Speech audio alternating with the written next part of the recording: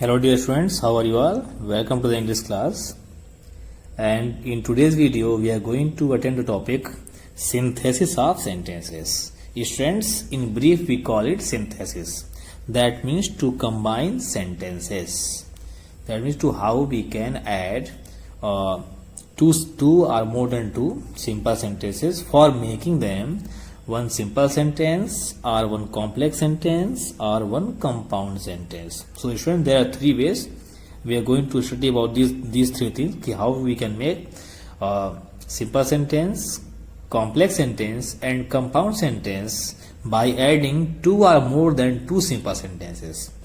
कहने का मतलब कि हम किस प्रकार से एक सिंपल सेंटेंस, एक कॉम्प्लेक्स सेंटेंस और एक कंपाउंड सेंटेंस बनाएंगे दो या दो से अधिक सिंपल सेंटेंसेस को ऐड करके. So students, in this video हम सिर्फ सिंपल सेंटेंस के बारे में स्टडी करेंगे. दैट मीन्स कि हम किस प्रकार से दो या दो से अधिक सिंपल सेंटेंस को ऐड करके एक सिंपल सेंटेंस बनाना.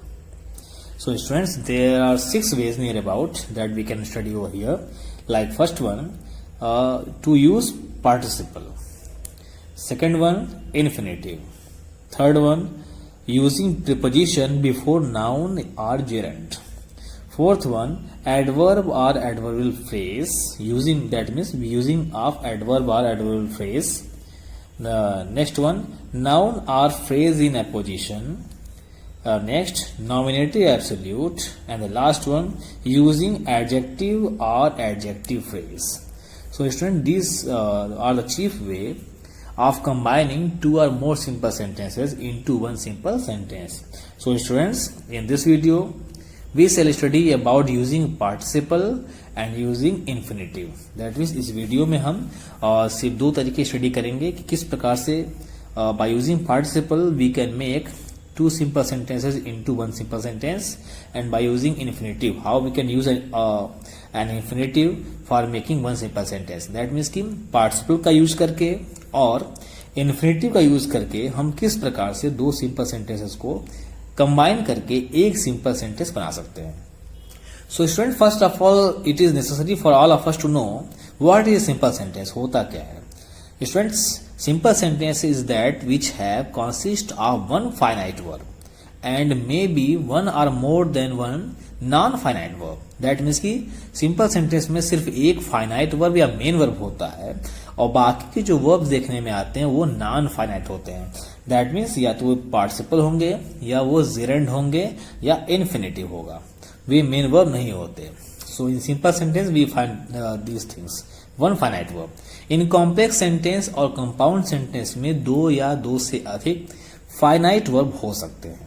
सो स्टूडेंट्स, अब ये बात मैं क्लियर करना चाहूंगा कि हम जो सिंपल सेंटेंस पढ़ने जा रहे हैं दैट मीन्स कि ऐसी चीज पढ़ेंगे जो इसमें दो या दो से अधिक सिंपल सेंटेंसेस ऐड करके एक सिंपल सेंटेंस बनेगा और उसमें केवल एक ही फाइनाइट वर्ब होगा, बाकी के जो वर्ब दिखेंगे वे नॉन फाइनाइट होंगे. So students, let us try to see how a participle can help us for making one simple sentence.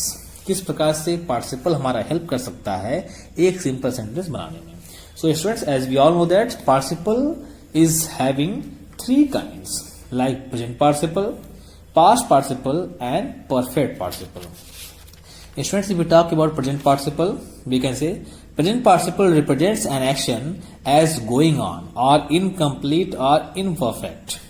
Time is determined by the finite verb and not by the participle. If you talk about the past participle, it represents a complete action or state of a thing spoken of. If we try to talk about perfect participle represents an action as completed at some past time. So students, by using present participle, let's try to understand it. We can say he jumped up, he ran away. He jumped up, he ran away. Students, दो main verb हैं, एक jump है और एक रैन है. इसको दोनों को ऐड करने के बाद से हम देखते क्या है कि जंपिंग अप ही रैन अवे. पहले सेंटेंस में वह कूद पड़ा, वो भाग गया. दैट मीन्स कह सकते हैं कूद करके वो भाग गया. Jumping up he ran away.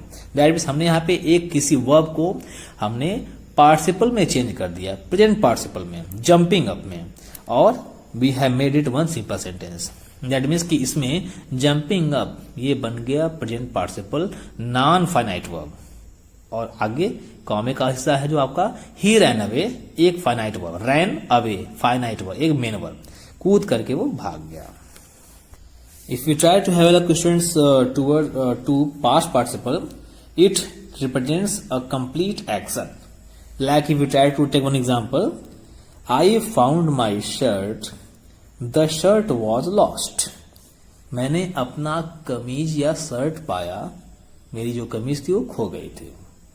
We can say एक सेंटेंस किसी एक वर्ब को, जैसे कहते हैं कि I found, one main verb है, और द शर्ट वॉज लॉस्ट एक वर्ब हमारा और सामने आता है। इनको ऐड करके हम एक सिंपल सेंटेंस बनाएंगे जिसमें सिर्फ एक ही वर्ब होगा, बाकी आपका नॉन फाइनाइट बन जाएगा। जैसे I found my lost shirt, मैंने अपना खोया हुआ शर्ट पाया। Student, whenever we translate in Hindi, हमें इसमें हुआ हुए हुई मिलता है। पास्ट पार्टिसिपल जब हम बनाते हैं तो इसका हिंदी ट्रांसलेशन करने पर हुआ हुए हुई आता है। लाइक मैंने अपना खोया हुआ लॉस्ट शर्ट, दैट मीन्स अपनी खोई हुई कमीज मैंने पाई। Now students, we will try to have a look at perfect participle that is created by adding having before the past participle form of the verb. Like first we can say the example of two simple sentence. The mother cooked the food, she gave it to her sons. हम ये समझेंगे किस प्रकार से दो simple sentence को इसमें perfect participle add करके हम एक सिंपल सेंटेंस बना सकते हैं। The mother cooked the food, माता जी ने भोजन बनाया। She gave it to her sons, उसने अपने पुत्रों को दिया। We can combine it. Having cooked the food, the mother gave it to her sons. भोजन बनाने के पश्चात माता ने इसे अपने पुत्रों को दिया। So student, it is very to understand कि हम किस प्रकार से पार्टिसिपल का यूज करके how we can make one simple sentence by using present, past and perfect participle. Students, with the help of some more examples, we can understand about these participles कि किस प्रकार से यूज किया जा सकते हैं। Like he was hungry, he took his food. वो भूखा था, उसने अपना भोजन लिया। स्टूडेंट्स, whenever एक सेंटेंस में अगर is, am, are, was या वर्ब मेन वर्ब के रूप में यूज होते हैं तो उनका प्रेजेंट पार्टिसिपल जो होता है वो being बन जाता है। For example, if you combine it, being hungry, he took his food. भूखे हो करके उसने अपना भोजन लिया। This we can say present participle. If you try to see the next example, the thief ran away, he jumped over the wall. मतलब जो चोर था वो भाग गया, उसने दीवार के ऊपर से कूद गया। Jumping over the wall, the thief ran away. हमने जंप को जंपिंग में चेंज कर दिया। Jumping over the wall, the thief ran away. If you see the next example, the boy finished his work, he slept. मतलब लड़के ने अपना कार्य समाप्त किया, वह सो गया। मतलब कह सकते हैं कि अब जब कंबाइन करेंगे कि काम समाप्त करने के पश्चात लड़का सो गया। Having finished his work, the boy slept. We can understand with the next example, I saw a dead man, he was covered with white cloth. If you try to combine it, I saw a dead man covered with a white cloth. मैंने एक मरा हुआ आदमी जो सफेद कपड़े से ढका हुआ था देखा मैंने। So students, very easy for understanding the usages of participle like present, past and perfect, and we have come to know how we can use combine two or more than two sentences for making one simple sentence. Now students, I hope that you would have understood the uses of participle for making one simple sentence by combining two or more than two simple sentences. Students, I would like to mention one exercise in front of you. You will need to solve it, or you will need to combine it for making one simple sentence. Students, you will need to remember that in one simple sentence, there is only one finite verb and rest are called non-finite verb. So accordingly, you will try to change it. Like exercise, I would like to assign you. He fled, he saw a tiger. Second sentence, Mohan saw his friend. He came out to welcome him.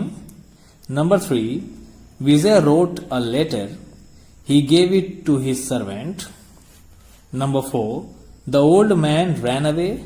He saw a wolf coming. Number 5. The thief jumped up. The thief jumped up. He ran away. The magician took pity on the mouse. He turned it into a cat. Number 7. She was tired of reading. She lay down in the bed. Number 8. We met a man. He was carrying a load of wood. Number 9. Bridges lost his book. He searched for it. And number 10. He raised his gun. He took aim. He shot a tiger. So students, I hope that you will be able to combine sentences for making one simple sentence very easily, very comfortably. See you next video with the next topic like infinitive. Bye.